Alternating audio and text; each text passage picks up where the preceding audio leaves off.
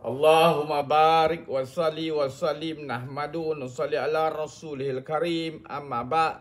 Sayyidina Abu Hurairah radhiyallahu anhu berkata bahawa Nabi SAW bersabda, orang yang berusaha menyempurnakan keperluan wanita yang ketiadaan suami dan orang miskin adalah sama seperti yang berusaha di jalan Allah SWT. Dan saya rasa baginda SAW juga bersabda bahawa dia adalah seperti seorang yang beribadat malam tidak berhenti-henti dan seorang yang sentiasa berpuasa tidak berbuka, muttafaq alaih. Sayyidina Abu Hurairah radhiyallahu anhu berkata bahawa Nabi SAW bersabda, orang yang berusaha menyempurnakan keperluan wanita yang ketiadaan suami dan orang miskin adalah seperti orang yang berusaha di jalan Allah SWT.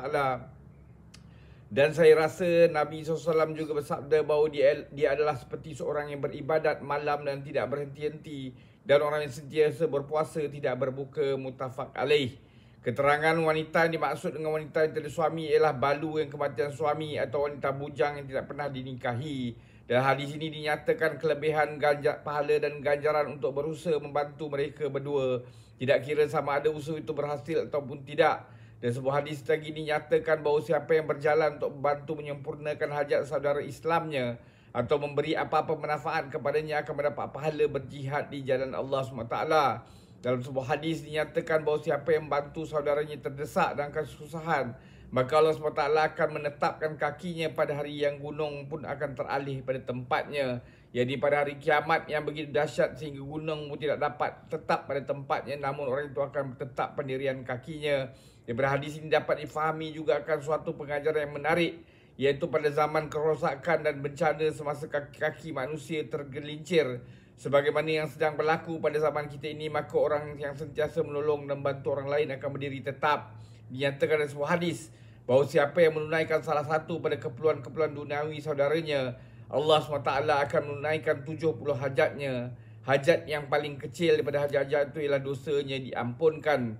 Dan sebuah hadis nyatakan bahawa siapa yang tolong menyampaikan hajat keperluan saudara Islamnya kepada pihak pemerintah yang dengan pertolongannya itu dia mendapat apa-apa manfaat atau apa-apa kesusahan dapat dihindari, pada hari kiamat Allah SWT akan memudahkannya melintasi titian sirat pada ketika kaki-kaki ramai manusia akan tergelincir. Meniti titian sirat adalah satu perkara yang sangat-sangat susah. Dengan memberi pertolongan sedikit di dunia ini, betapa besar diri sendiri akan mendapat kemudahan di akhirat nanti.